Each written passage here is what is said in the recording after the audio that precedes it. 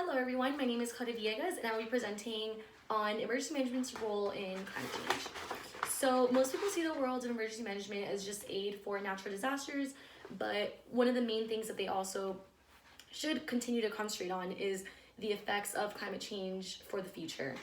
So as we all know, climate change is causing temperatures to rise, precipitation levels to rise as well, all causing sea level rising. And obviously this in turn affects our entire world, and it even affects how natural disasters hit us, which is why emergency managers are the most apt to plan for the effects of climate change. So emergency managers just need to start assessing various risks and vulnerabilities of climate change in the world and inform the public on them to see how we could help.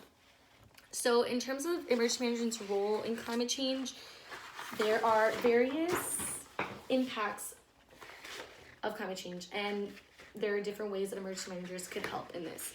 So some of the impacts include health impacts. So obviously rising temperatures could cause weather-related deaths, diseases, and air quality, which could hurt a lot of people. In terms of agriculture, crops rely on a specific temperature, a specific amount of water. I recently heard that olive oil is being affected in Italy because of climate change. So even things like that, it ends up affecting your economy. So agriculture is a really big impact of climate change, and emergency managers could help with, again, informing the public and planning on how to help agriculture. The next one is forest impacts. So change in forest composition and health of the forest, productivity.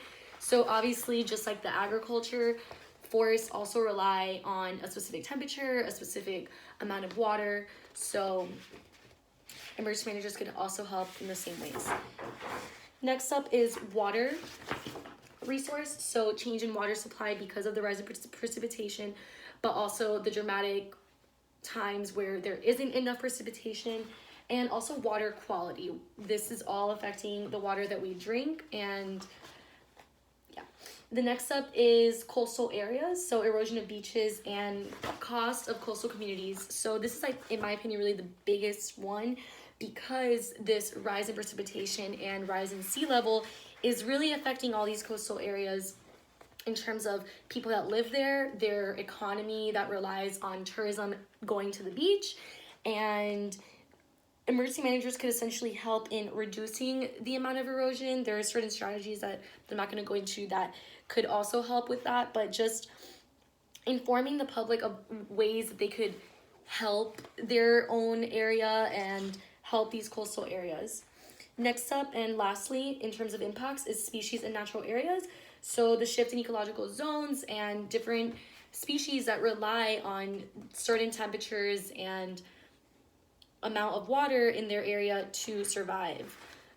It is an emergency manager's role to assess all these risks and help the future of our planet Earth. And some of the ways that emergency management could aid in climate change in terms of the 4 pillars of emergency management. So mitigation, preparedness, response, and recovery. In terms of mitigation, they could use current plans and relate them to ways of fixing helping climate change. So using plans that are possibly for hurricane planning, for tornado planning, earthquake planning, anything like that, and relate it back to climate change. Also, a really important thing is engaging with local and state governments. So obviously FEMA is a federal entity, but every single state and every single county within a state is affected differently by climate change. So just having that constant communication with local and state governments on how different plans could be tailored to the different areas in terms of climate change.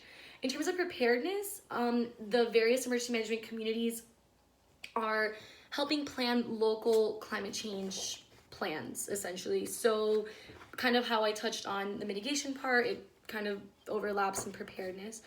Also response. So with response, we could be estimating the financial impact of climate change on the society. So how it's affecting us right now, but also how it's going to affect our future. Next up is recovery. So recovery is just essentially warning the public on climate change, the effects of climate change, and thinking of the long-term effects of climate change. So actually having these conversations and having people not be afraid to talk about climate change, because it is a real thing. So just to end, I kind of summarized what I've been talking about and ways to help. I have recommendations. So adaptation planning, like I said, adapting climate change plans to what we already have for natural disasters. We have reviewing preparedness in relation to planning for the future, using current emergency management strategies for climate change, engaging with various levels of government to see how it would affect different people, and to end is estimating financial impact. So these are all the recommendations that I have, and that's about it. Thank you, everybody.